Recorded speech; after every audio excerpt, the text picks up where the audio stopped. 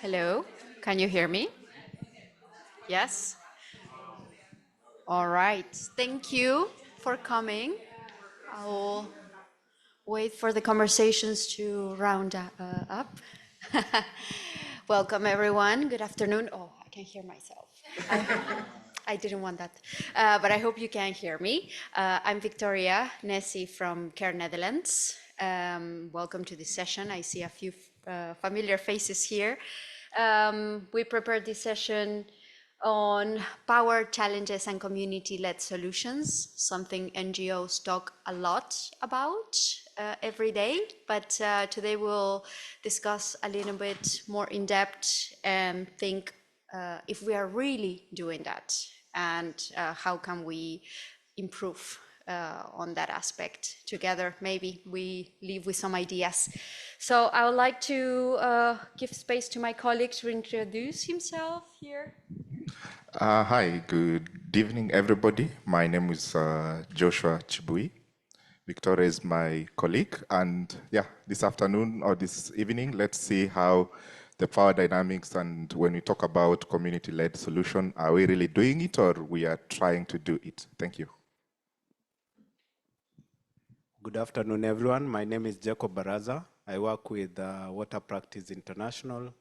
I also work with Dorcas Aid International, but purposes of this particular meeting, I will be here with the heart of Water Practice International. Thanks. Maybe we can keep that one on that side. And we have the second one, but we are also not alone. We are joined by Millicent from SMM Young Water Diplomats. She's joining from Kenya, actually. So I invite Millie to say hello to everyone.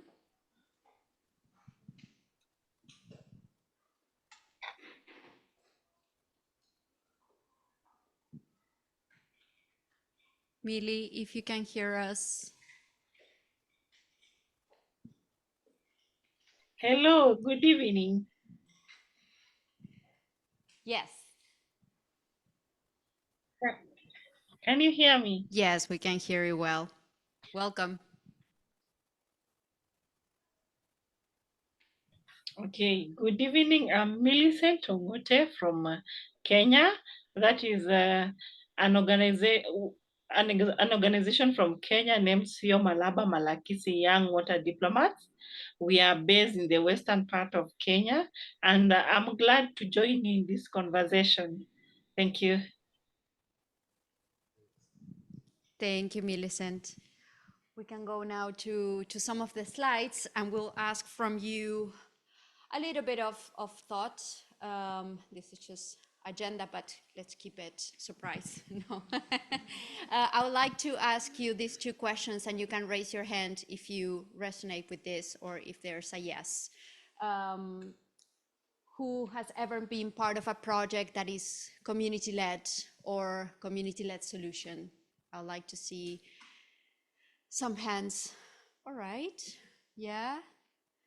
Okay. Almost half of the group, I'll say. And who feels their organization truly walks the talk, as we say, in this community-led approach? Halfway. All right. Okay, great. I hope I will get to know you a little bit more today, hear your names and organizations. And now I will introduce again Josh to give his side. Yes, yes, it's better.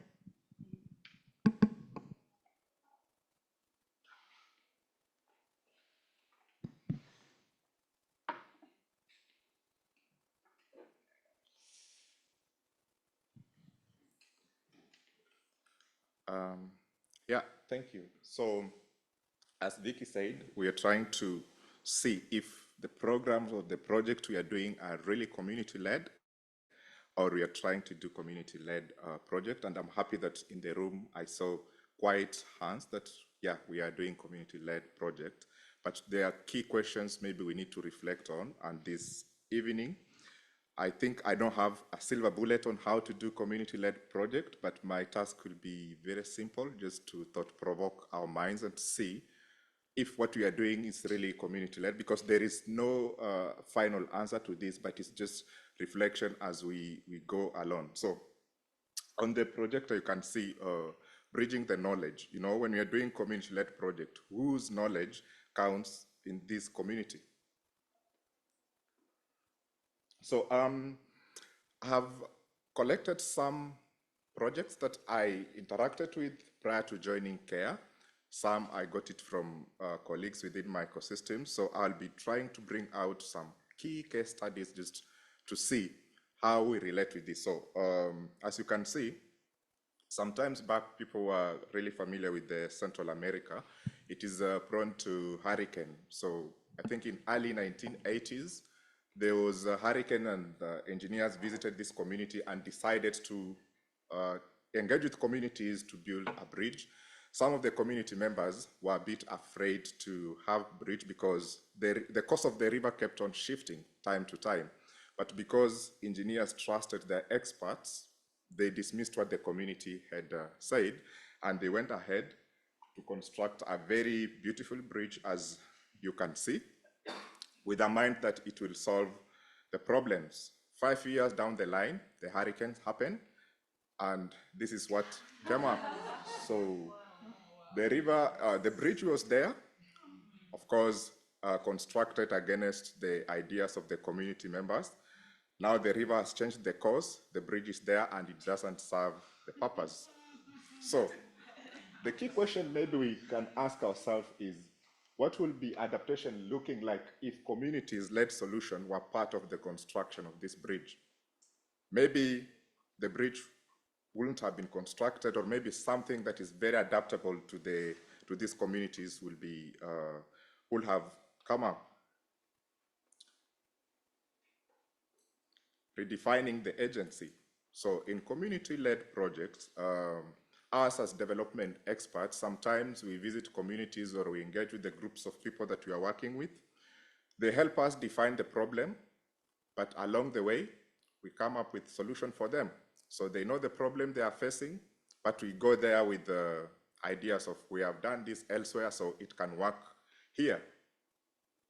Another case study, this is from Kenya, a county called Kwale. So this is a county that is on the coastal part of the country, and over time, they experience flooding. So the county government, together with the development partners, visited these communities, and together they were thinking of what solution can come up to solve the flooding problem.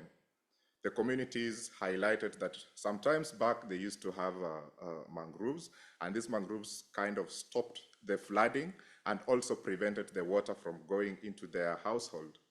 But because the county government had money, and also they had a point to prove to the funders that we know this problem and we can provide the solution, they ended up constructing a seawall, as you can see.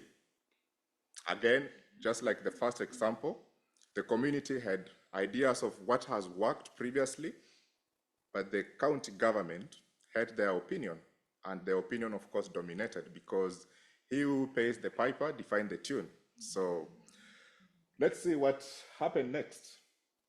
So this was, of course, not an adaptation, and I was trying to think what would have been if the county government, together with the development partners, worked together to develop a solution to prevent the flooding.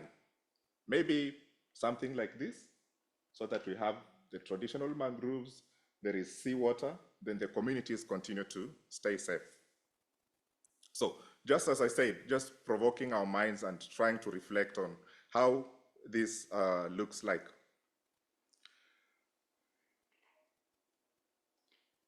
Several times we trust in the systems, like there are a lot of jargons around systems. We have a food water system, and we try to trust these systems as if they are the silver bullet to the problem. So what happens when systems lead and we forget the people that we are serving? Because systems are good, but if they are not adaptable to the communities, then they are as good as not being there.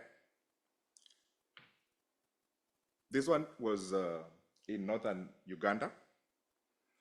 It is the region where the climate change is not really predictable. So because they farm soybeans, the local municipality, together with some few development partners, engaged communities to think on how best can we strengthen the production of soybeans in this region, because it is the main cash crop, and if it is declining, it means the economic well-being of the people will not be affected. So they went with a solution of having a digital warning system so that the communities have on their tablets and their mobile phone, they can really get alerts on when it's going to rain or when the drought season is going to happen.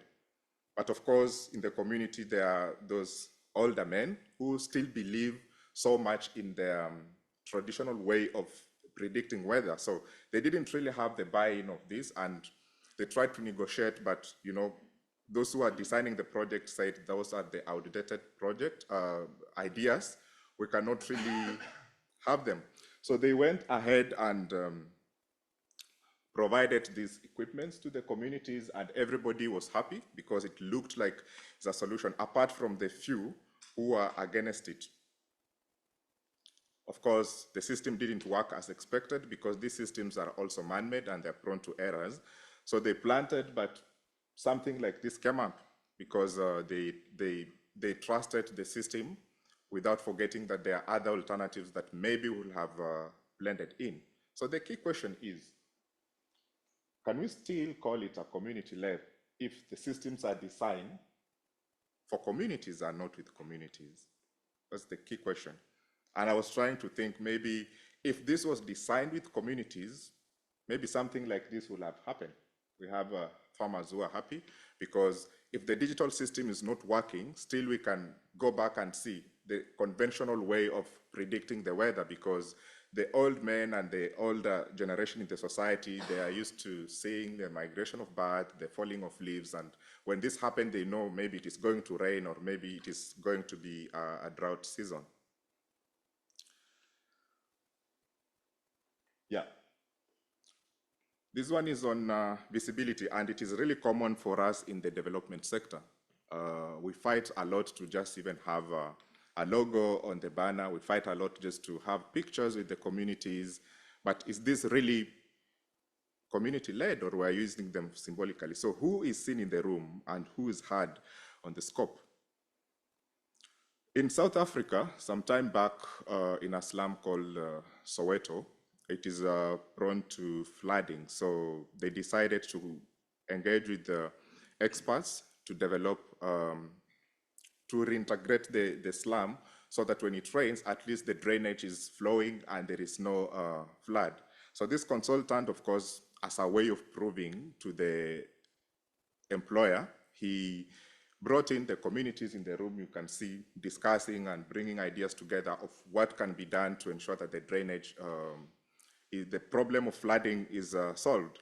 And they take pictures, but when he was developing the scope, I think because of the financial issues or maybe just to prove the expert knowledge, he did not include the ideas of the community. So when it rained, the flood happened just as it has been, because the communities who live there understand some of the ways that can be useful in solving the problem. Then a key question comes in. If we have communities visible in our meetings, we have them visible in the pictures because we want to prove that we have money and we have worked with the communities, but their voices remain silenced in developing the scope. Should we still call it community-led? Whose ideas are we working for? Is it the experts who we employ because we believe they have the knowledge, or is the communities, the people who face the problem in reality? So this, as I said, is just a thought-provoking reflection to think how best can we define community-led solution. This is very interesting, and mostly it happens sometimes when we have a limitation of time. We work with communities and we want to get easy solution because they have described to us the problem. So We rush into communities. Of course, as an entry point, we have the gatekeepers who will welcome us. And because we are in a hurry and we have assumption that if maybe it's a community chief, he understands the problem better. So we gather some few insights from those who are at the gate, and then we get off and say, okay, we have the problem and we can go and design the solution. In Kasai, this is the Democratic Republic of Congo, they were designing a solution to improve the bean farming because over time the harvest was going down and down. So the NGO that was doing this conducted a kind of a rapid assessment by engaging few community groups to ask what are the key challenges. And as you can see, what was mentioned was like the seeds are not really good. So the solution was, let us develop a hybrid seed system that will be more tolerant to the weather. And they went ahead and diagnosed it.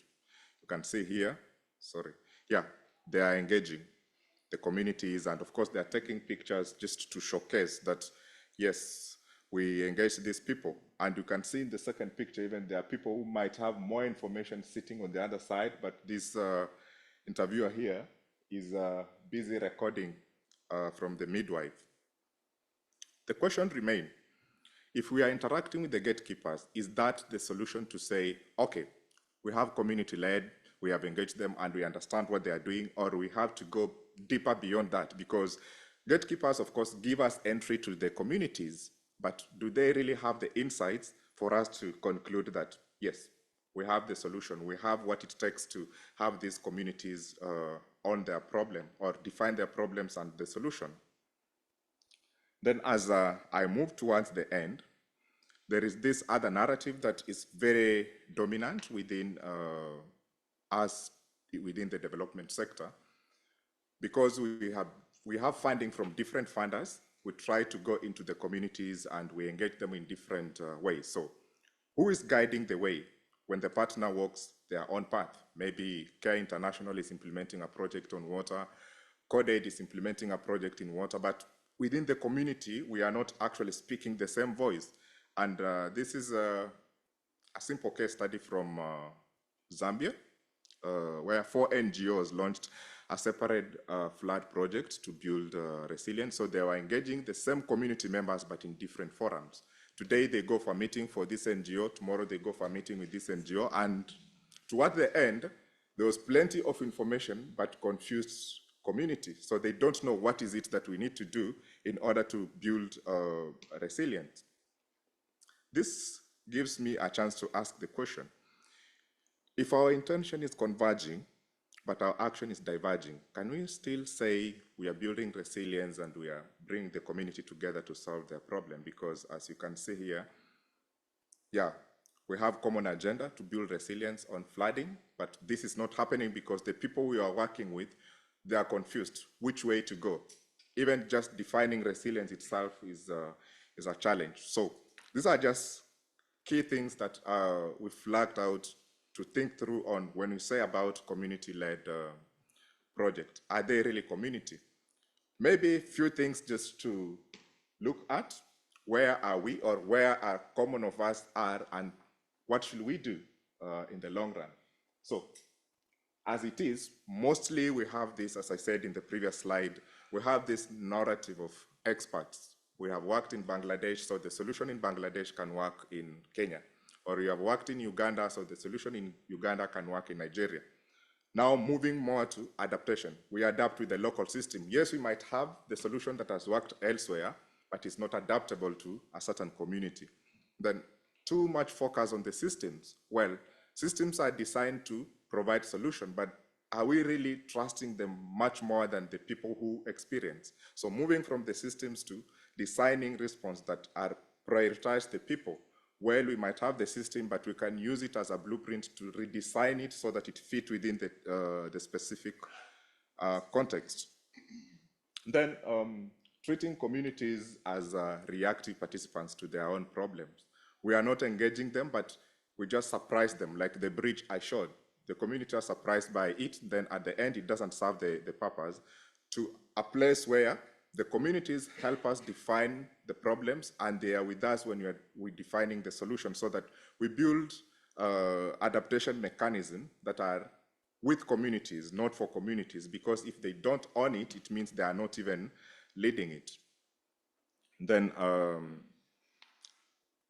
moving from symbolic visibility, we want communities, CBOs, to have their logo on our reports because we have to prove to the donor that indeed we engaged with communities, to having inclusion with purpose so that their voices is also defining what we are designing for them. So moving from symbolic visibility to a more of really shared power in decision making and developing the scope. Then from rush diagnosis, like engaging few gatekeepers and concluding, okay, this is the problem within this community, to a more grounded evidence that has diverse opinion, because the gatekeepers might have their own interests and they might mislead you to develop a solution and to miss out the really point. So when you are saying community-led, are we engaging just a fraction of people within communities who have power, or we are going to diverge and engage a holistic community? Then the last slide was about working in silos. So how are we doing it? Are we continuing to work in grouped community clusters, or we are going to have a coherence? If we are building resilience, is it that we are engaging communities in different meetings, or we are bringing them together and having them a shared narrative? So there's much we can talk about this, but I think this can give us a sense of understanding when we talk about community-led. Thank you very much. Thank you, Josh. That was great. I want to open for any questions or first thoughts. Anyone has them?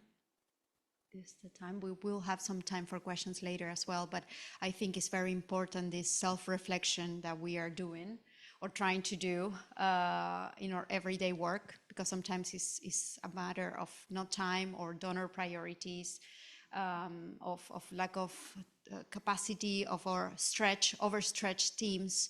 So it's good to have this kind of discussions openly, we believe, and we'll continue to have them. Yes, please. Name and organization will be great. Sure. My name is Tova Crystal from IHE Delft, Institute for Water Education. So I was just wondering if community-led, from your perspective, is being, like, is it coming from researchers or development practitioners? Is it coming from funders? Where is that being pushed from? Well, I think it is two-way, because researchers research to get the problem, but this problem must be adaptable to the communities. So the donors might push us to deliver based on their priorities, but if we are just delivering because we have to meet what the donor wants, then this reoccurrence will still happen and happen and, time and again. I was in Senegal. Actually, this is where this conversation a bit started, with the civil society organization. And the key question in the room was, the NGO, the development sector, started after the World War II. And the example, because the conference I was attending was in Africa, they're like, the problems the non-governmental organizations have been solving still continue to persist. If you talk about malnutrition, if you talk about hunger, they still exist. What is the problem? The problem is because we believe what worked elsewhere can work this way, and we invest money in it only to realize there is no result that we are looking for. Yes. To describe these operations, do you have any practice to share to avoid the gatekeepers in community allowing you wider access to the community locally? You mean an example, a practical example, or the Kind of practice, something that you would advise? Well, as it was on the slide, the gatekeepers will give us access. Of course, we can listen to them, but do we conclude that whatever they are telling us is the final solution? No. So the best practice is you engage with communities, and there are different methodologies to do that. You can do a random rapid assessment. You walk just randomly in the communities, pick out some few households, ask the same question, compare the information, and come up with probably this is what is the really problem, not what. So yeah, there are different mechanisms to get to have the voices of the majority of the communities. We also usually group them, because care works a lot with gender, of course, gender focus. So we notice in some programs that women are not able to speak up in the presence of the whole community or where their husbands. So we try to group them: youth, women, men, and it's about building the trust as well. It takes time. People won't open up in a few visits. So yeah, we also will hear more from the audience to see if there's more examples, good examples. That would be great. Thank you. Yes. My name is Nuri Dayati from a consultancy firm Resourcing Health. I think I'm evaluating a strategy partnership, one of the strategy partnership now. And one example that I can bring is the work that is done by Gaia Amazona in the working with the indigenous people. This in the climate justice area as well. What they do is actually quite interesting, very impressive in my opinion, because there are NGOs who are actually working with the indigenous group in the Amazon area. And what they do is that every NGOs or donors that want to have a project or implement a project in this area that they are working with, they should really follow the trajectory of initiative of the indigenous group people. So they already have like a plan of in the next, I don't know, 5 or 10 years. And every funding or intervention or program that come into this area really have to be aligned with the strategic planning. They don't call it strategic planning, of course, but in our language, is their strategic planning of this indigenous group. And if it doesn't match, they really have to consult them to make it match. So instead of the donor or the implementer who make the decision, is them, the indigenous group people, who make the decision or together make the decision. And I think this also gives very big chances of being sustainable in a way, because program comes and goes. With having this platform that following the indigenous group's idea that everything that fall into or implemented in the area to really follow the planning of this group. So that's of course this needs to be built to have this very strong system that is trusted and accepted by including to have an organization like Gaia Amazona who really being there to work together to strengthen the community, etc. So it's something that I think is there's some papers on that or report that in their website. I think that's a quite interesting examples. Yes, thank you for sharing that. That's great. The community vision plans is how we call it in one of our programs. Yeah, and this is ownership that takes place of the program itself. Like you said, they end and begin constantly. Yeah. All right. There might be some other questions, but I want to give space to Millicent's presentation. So I will click for her, the next slides, and I hope, Millie, you can hear us. You can come in when you're ready. And we also have a very nice video at the end from one of the youth diplomats in Kenya. So we hear you, Millie, if you want to start. Okay, good evening. Hey, good evening. She can see us from back there. That's nice. I'm glad to see you, even if it's virtually. I can watch you from where I am, but because of where I am exactly right now, I may not come in live, but I'm together with you in this conversation and I'm following keenly. I'm Millicent, as I said, Millicent Ongute from Kenya, one of the CEO Malaba Malakisi young diplomats. We are based in western part of Kenya, in between Busia, Bungoma counties. And CEO Malaba Malakisi young diplomats came in after we had seen the basin. That is slide, can we move on to slide 2? Where the CEO Malaba Malakisi sub-basin of the Nile basin we had realized there were some issues that were affecting us, and having grown within that area, we noticed that our climate change was coming in so poorly, and we as the youths, having gone to school and understood, there may have been programs that the government is supposed to take charge in improving the climate degradation, or there are organizations that come in within Kenya to change a certain setup, maybe through floods, because mainly we are flood affected, and they are also part of the counties that experience high wind, very strong winds. So we have these organizations that come to Kenya.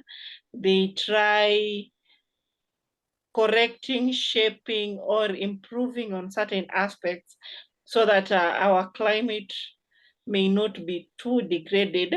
But we also realize that majority of us youths may have not really understood what they are doing, because most of the time when they come to Kenya, it's just we have the chiefs coming in, or the government officials joining them, especially when NGOs come in.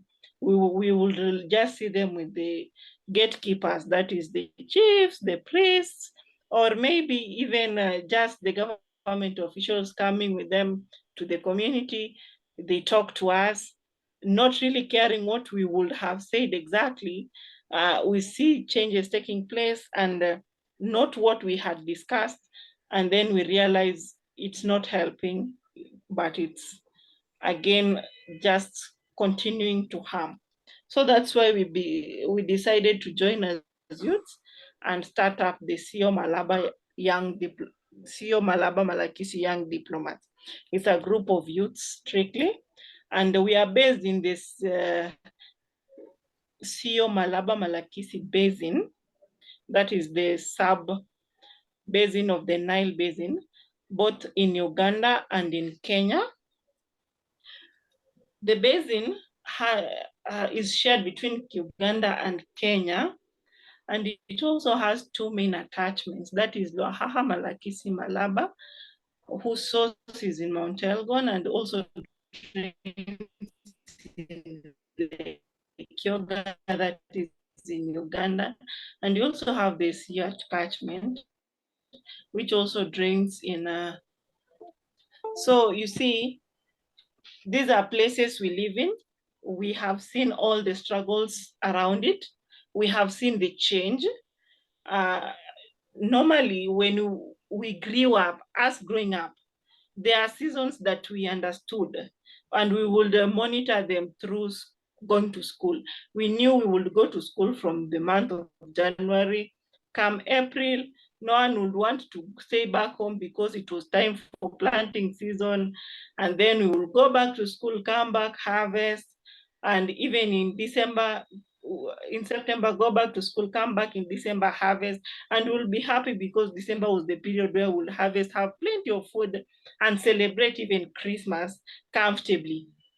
But we notice right growing up, these seasons are changing and they are impacting us, and they're not as, the crops are not as bumper as we knew growing up. So we decided to come in and start up this organization so that we can educate the youth what really it entails, because we realized we don't have the information, and we could be the change they want us to be, but because we have gatekeepers around, they say what will really benefit them and not what will benefit the community as such. Can we move to the next slide kindly?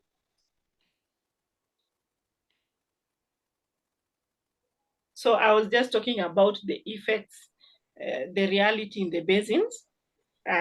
Nowadays, we have very high temperatures and at the same time, frequent floods, especially from the basin, something we had never known growing up.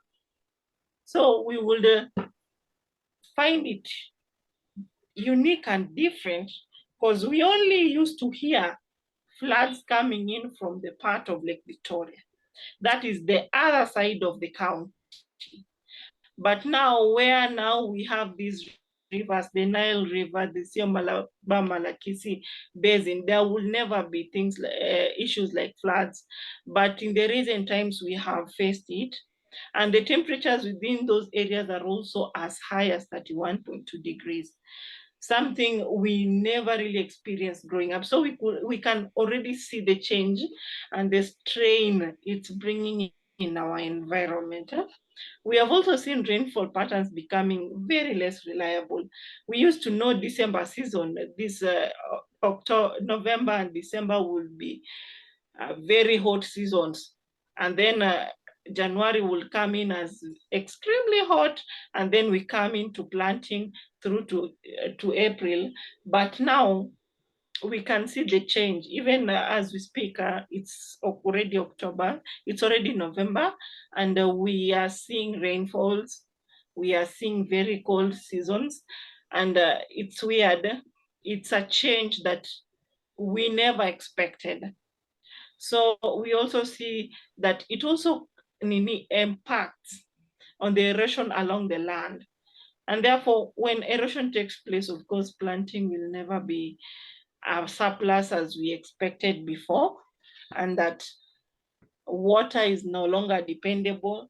Right now, if you come to the region between Bungoma, Malaba, they really don't have a reliable source of water. Majority of the people buy water, and that means strictly from the lake. They don't have even water systems. And because the lakes are also either becoming narrow or being flooded, now we are having impacts of even cholera within our areas because of such. And that is the reality of what is happening right now within our areas. Next slide, kindly.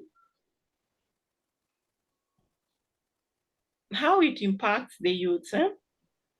Normally, the youths, there is this aspect of in Kenya where, or in Africa, where there is a high unemployment rate. And so therefore the youth depend mainly on food supply or agriculture and farming. But because of that, now farming becomes a difficult situation. And when it becomes difficult to farm, then it also means no employment for the youth. And it also means lack of food supply. And because majority of unemployed people within Kenya are youths, or even Africa are youths, then it also even goes to as far as high insecurities cases. Yeah, those are things that really affect the youth. And also we also see the governance or the government that is supposed to initiate this is strictly institutionalized, where even the youth are not part of, or formal stakeholders such as the government, or you can find an organization, an NGO comes in. Of course, it's important that they pass through the government, but they will strictly use the government, people at the government. Now, them coming to the ground and looking at the situation by themselves may be difficult, or the government officials may refer them to the gatekeepers. Those are people like the chiefs, maybe even the pastors within, but not really coming into the village itself or walking around the community and observing what it really is facing. Or they'll just hold meetings in certain areas directed by people in their institutions, where this is the best place to direct this specific donor or specific NGO. And then other parts are really struggling, you will never coming, or they'll sum it up. It is naturally doing the whole environment. It is not okay. Next slide. We missed a little bit of your We also last. see most programs. I think it's better now. Yes.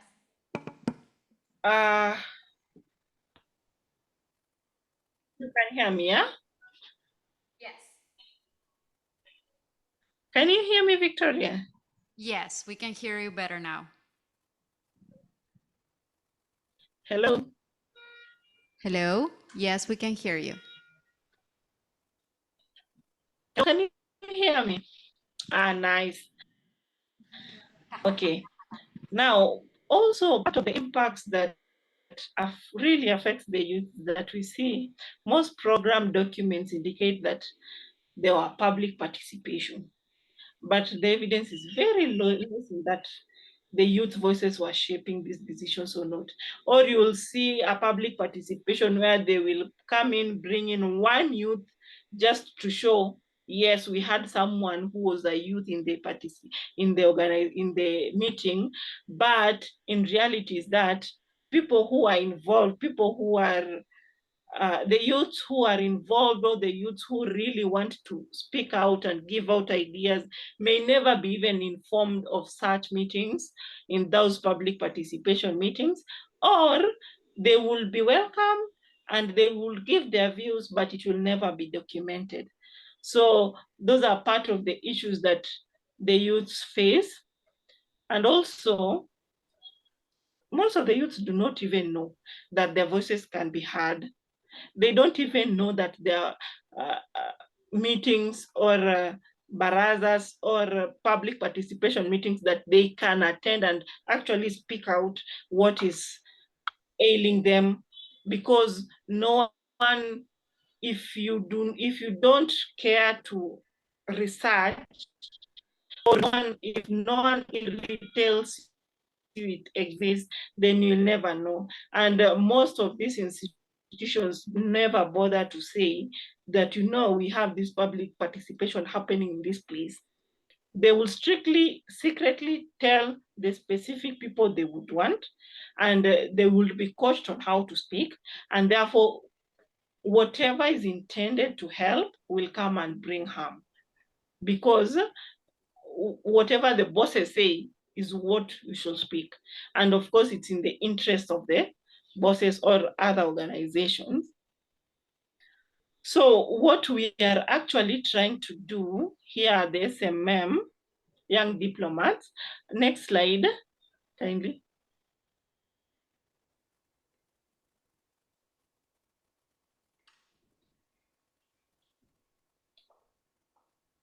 Victoria, are we together?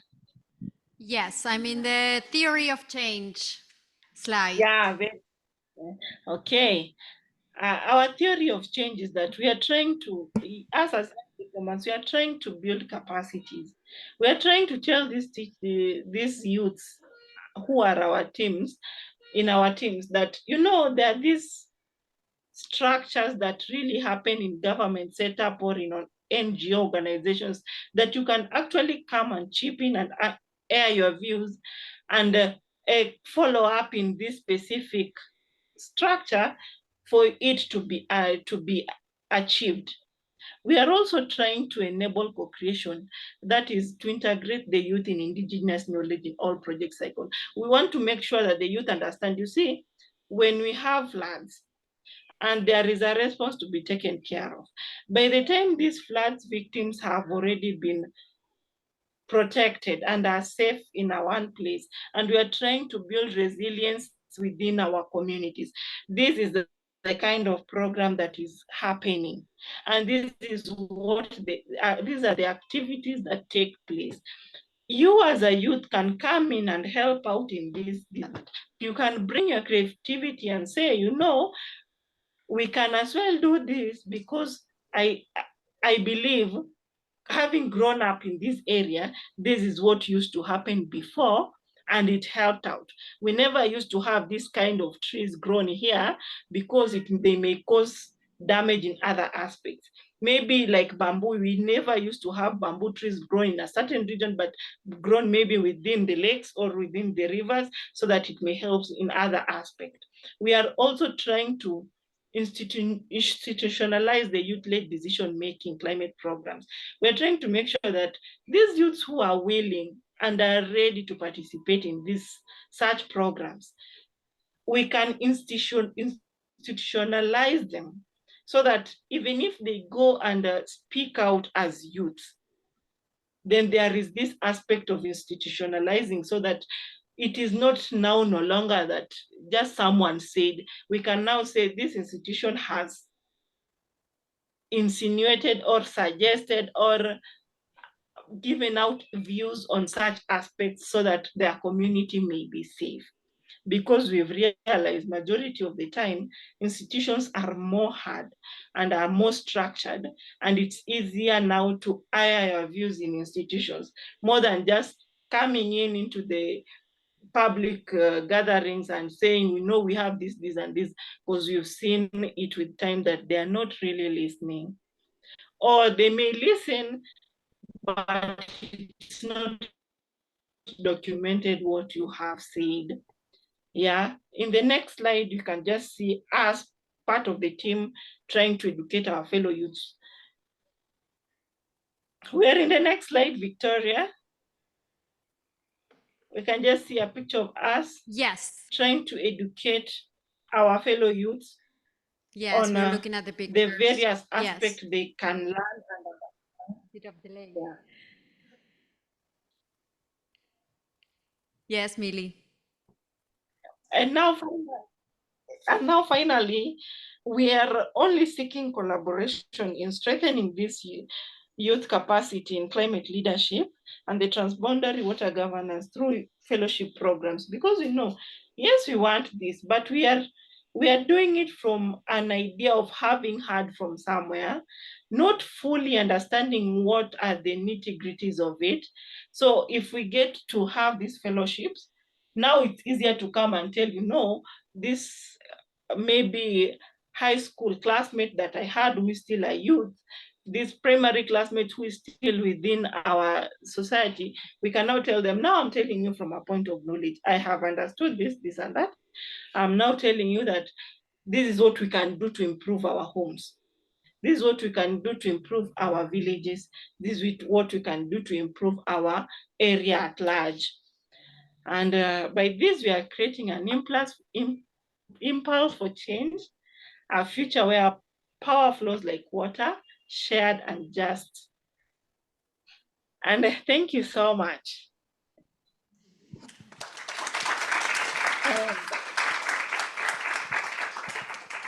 Thank you, Millie. We have now the video. It's very short, but it's a youth, young diplomat from SMM. I think the audio is not that loud, so we have to make silence, but we're going to play it now, Millie. Okay. Hi, my name is Omondi Wesley, the chairperson for the Sio Malaba Malakisi Young Water Diplomats. This is a cross-border youth group with members from both Kenya and Uganda, amplifying youth voices in transporter water governance and climate change justice. The Sio Malaba Malakisi Basin is shared between Kenya and Uganda, serving over 4 million population. Key pressing challenges in the basin is extreme drought and flooding in the area. While this is a climate change issue, we look at it as a power imbalance issue because the very grassroots youths and community who are facing the impacts of climate change are often left out in climate change designing projects, monitoring, and even evaluation. For us to have impactful climate change initiative, we have to bring these marginalized voices at the table, particularly the youth voices. The youth from the Sio Malaba Malakisi Basin have very little capacity and awareness on transporter water governance.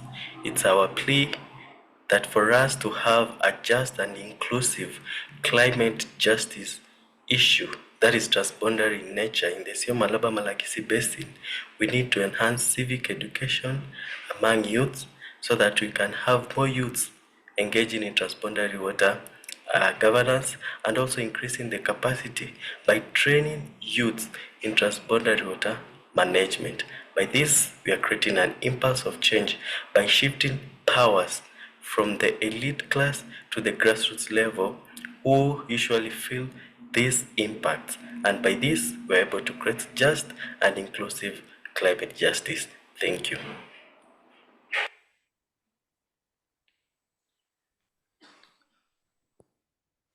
think that was a video. Very nice to hear also from a young person actually being involved in decisions. Is there any questions for Millie? I can walk around with the mic if you have any. Yes. Thank you, Millicent. I don't know if you can see us. It's still a miracle that we can be together from Rotterdam and Western Kenya tonight. My name is Bas Beek. I'm with Educans, and I have a question. Because we work with our colleagues in Uganda, and by involving youth, it's often highly politicized. So we're talking about shifting the power, but there are powers that are not so eager to be shifted. How do you deal with that in your program? Thank you. Okay, thank you so much.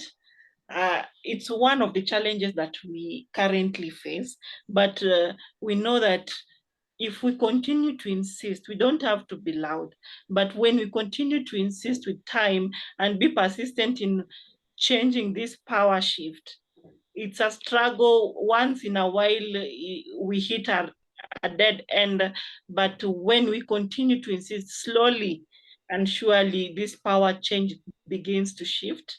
And most of the time, we get to be heard. Yeah. Thank you. All right. Anything else? Thank you. Millie? All right. Thank you. I will like to give space now to Jacob. We don't have to click through this, so. I think I'm going to just share my thoughts while seated here because I don't have a PowerPoint presentation. So basically what I was supposed to speak to is how do we translate community engagement into lasting water and climate solutions? We've already had some of the challenges, some of the examples that we've seen in different parts of the world, and how that has led to either failed projects, abandoned projects, or projects that don't meet the purpose with which they had been designed, or even get to see the impacts of these particular projects.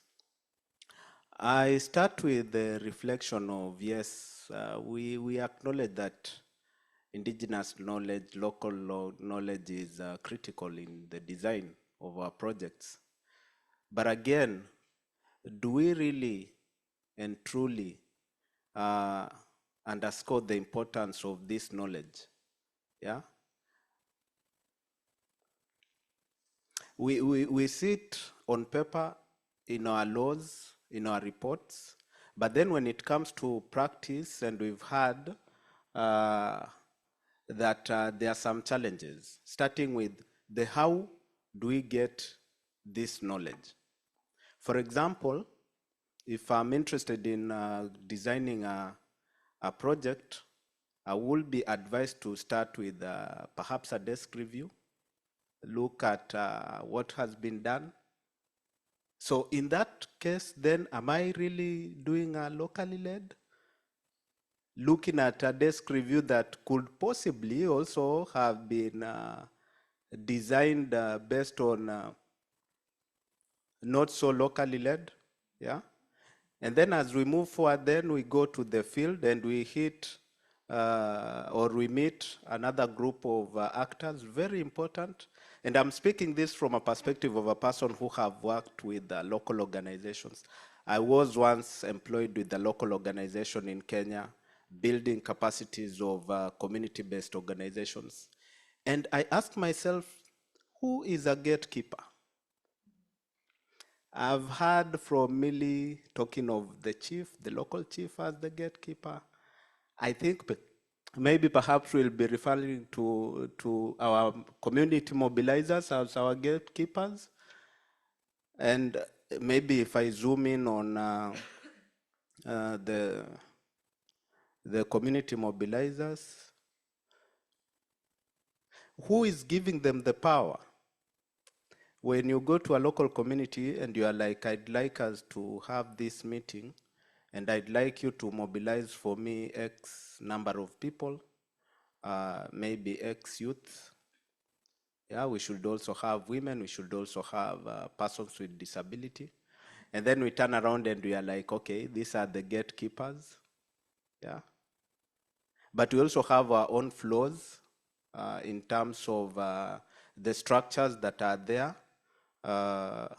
Yes, we have, I will call them colonial structures, where as you go into a community, you're supposed first of all to report to the local government. In Uganda, I think in East Africa, it's one of those countries where it's a little bit tough to work in that particular land, because the local chiefs, the village elders are as powerful as the president himself. In fact, there are challenges in terms of even implementing transboundary projects, because you can go to a community and you're like, would like to conserve our environment, but without, even if you are to go direct to the people, and we are talking about now shifting the power and we are giving the people to be the ones who are making decisions, right? You're like, yes, let us do this. It's our land. It's the land of our forefathers. Our children are going to depend on what we are going to do today. Let us do this. These leaders will not be here. They are politicians. We do this together. Without the okay of those local village elders, nothing. Now you come to Kenya, I think we are the bullies of that particular region, where because of our laws, because we have a strong legal system, and I think also non-governmental organizations have done quite some good job in making sure that people have the voice. It's a totally different story. People can organize themselves and do their thing, manage and conserve the environment. So you can imagine in a transboundary context, on one side of the basin, country is lagging behind, and on the other side, country is quite developed in that sense. Then how does that work? Yeah. What I'm trying to allude to is that the concept of locally led, in my view, it's still very good on paper, but in reality, on the ground, it has its own challenges. And I bring in the issue of politics. I think this is one of the things that normally we ignore, even when designing projects. Politicians have interest. One is that we are dealing with the people who will bring them into power. These are their votes. And any assumption or any thought of you getting power that might influence them or make them look like they are not working. You can imagine during elections, a politician comes to the people and he says, if you vote me in, I'll bring you water. Very nice. Yeah? And then a few months later, an NGO comes and then brings the water, or wants to bring the water. How now? You want to implement my promise? Yeah? So the first person that will be challenging you is that particular politician. But again, we have very strict rules, especially from the donors, that are like, you are not supposed to be collaborating with the politicians. Because the moment you do that, then you're making the project political. You avoid collaborating with the politician, who unto you, I'm sorry. What will happen is that come the next government, either your project will not be accepted, and the same political leaders will be like, we want to revisit and see how did you come up to a consensus to develop this project. Yeah. So it's a dilemma. Do you listen to the donor who doesn't know the context of the community in which you're working, or do you go by the realities of what is happening on the ground? I like the question that was asked. I think it was from you, yeah? Where did this locally led approach come from? Proponents will tell you that it came from the people in the global south, right? I saw a few hands of people who are like, yes, we've done this. Maybe we can just reflect. What was your experience like when you introduced the locally led to the communities that you are working in? You're now telling them that now I have money to implement a locally led project, and you are going to make decisions on how we are going to run this project. How easy was that? Yeah? If it wasn't easy, then how then are we saying that it came from the global south? Yeah? Currently, there are struggles, even in terms of monitoring and with issues of mutual accountability. Yeah. For quite some years, we've been implementing projects where you, as a local organization, you're told to write a proposal. We look at it. Is it in line with our themes? Is it in line with what the monies that we have are supposed to be doing? Yeah. But now with this new arrangement, we are like, you are also supposed to hold us accountable on what we promise that we are going to deliver. You see, yeah. So there are a number of things that are quite challenging. But having said that, I think moving forward, just so as to summarize, or rather also conclude, how can we move forward in terms of community engagement and ensuring that we have sustainable water and climate solutions? I will use the word system, but not the system that you use. A system in terms of a systems approach, a holistic approach, a basin approach, even when you are designing local projects, looking at the whole bigger picture, rather than just the project in itself in isolation. We saw a very good example of a moving river. In my head, I was thinking of a case in Iraq where they did very nice canals that ensured that the river was not going to move. But what missed out is they didn't consider what will be happening in Turkey. So in Turkey, they built very many dams, and there was no water. So now you have a case where you have very nice canals, and you've made sure that the water is not going to move anywhere, but it's now not coming. Bringing that locally to a more local context, there are numerous boreholes that have been drilled, but as we continue increasing the number of boreholes, others are drying up. Why? It's simple technological issue.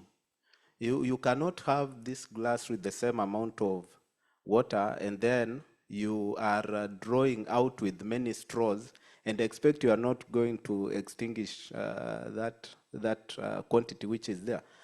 The amount of water that is being recharged into an aquifer, if it's not more than what is getting out, expect at one point will run dry. And what does that mean? In reality, it means that you either do deep sinking where you have to go deeper, or you wait for someone to do catchment restoration so that we have recharge. Yeah. So you can imagine a number of how much we are losing because of not thinking about the bigger picture, the landscape in itself. What is it that is happening upstream, and how is it going to affect downstream? And of course, also, who are these actors? How do we deal with our gatekeepers? How do we ensure that? Because truth be told, the gatekeepers will always be there. They are useful. To me, they are some of the best people that you can work with. But how do we work with them in such a way that they are also supporting our work, and they also understand why it's important that they are supposed to do this work in a manner that is not going to lock out people, and especially those people that we are supposed or we intend to work with. The second thing is that we've talked about and we've had a number of examples where we are supposed to be participating, but there is an issue of being inclusive and also meaningfully participating in these meetings. I've been to meetings where, yes, you, first of all, even before we go to you being there, with the local communities, we understand that maybe perhaps they do not access newspapers. But our laws, since we want to be transparent and we want to talk of holding our duty bearers accountable, the only way that you can truly show that you communicated is if you shared communication through a newspaper. So then, yeah, you share communication through a newspaper. But the local community doesn't access a newspaper. So legally, you have abided by the law. But in terms of its effectiveness, yeah, okay, fine. Somehow, we get to know about it because we have local ways of knowing about these things. Yeah, so we get to know about it. We reflect on the location of the meeting. Is it accessible? Yeah. And why do we even have to hold that meeting in that particular venue? Most of the time you will hear of narratives of the budgets. The budgets were not adequate, so we could not have put these venues in easily accessible. So ultimately there is someone who is going to miss out on participating in this meeting. And then in that case, how can we also tap into the use of technology so that we ensure that everyone is also being inclusive? Or how can we localize further how information is gathered from the local communities to where the meetings are being had? If you are lucky to attend the meeting, then we also have those who are moderating. Yeah. Strategically, again, I pointed out politicians who can decide that I will put my people in strategic places. Yeah. So when the moderator asks, what would you want? Very nice. You respond, I know that you are against me, and I've already talked with the moderator. I asked behind you, yes, what would you want? Very nice. You've said nothing. Yeah. And then very fast, this area we've talked a lot. Let us also listen to this area. Ultimately, at the end of the day, you go home, you've not said anything, but you are there. The most unfortunate thing is that you even signed that you are there. So on paper, you participated, but in reality, you didn't. Yeah. Millicent pointed out, if you're lucky, your idea might be written, but again, who has the power to decide whether your idea will be implemented or not? Yeah. So anyway. We're almost at the top of the hour, so okay. we'll have to close. Let me finalize by giving these two things. I think two things. There are narratives that we've been doing a lot of capacity building, and we should stop with doing capacity building. I like that idea. It's really nice. But again, I think given the fact that we are operating under changing climate, we are operating under very fast moving development of technology. There is a lot of advancements. We are operating with a situation whereby people are becoming more smart, and even those that would like to target, whether it's the politicians, the gatekeepers, they are also learning. I think it's important that we should also continue with learning and relearning how do we engage in this fast-moving pest context. The second thing is that, like I pointed out in the two cases of Kenya and Uganda, it's important also to revisit our enabling environment, and especially when it comes to the laws and the lands of the country, at least, and Millicent alluded to this, yes, you will always get these obstacles, but at least if you have some legal tools or instruments that you can use to push and ask for you to be listened to, that will be useful. And last one, a point of reflection. As we talk about shifting the power from where? Are we shifting the power from those who already have the power, like, when you go to a government officer, shifting the power from the government officer to the local community, or when you go to the local community, those who already have the power, we're talking about now shifting the power from them back to the local community. So I think we might also need to have clarity on that in terms of being very much context specific, and how we can engage to make sure that the communities that we are working with are engaged meaningfully. Thanks. Thank you, Jake. Well, I think we are arrived to the end of our presentation. As usual, there's so much to say about this. Just to finalize with a reflection on what community-led climate justice or solutions. They're not a theory, they're practice. Continue to learn, and it's stepping into outside comfort zones and questioning what we do and how we do it and for whom we do it. I want to thank you again, everyone, especially Millicent from Kenya. Thank you so much for being there. I hope she can see us. Yes. So I can hear you. Thank you so much for listening too. thank you, Millie. Great to have you, everyone. Have a good evening. Thanks.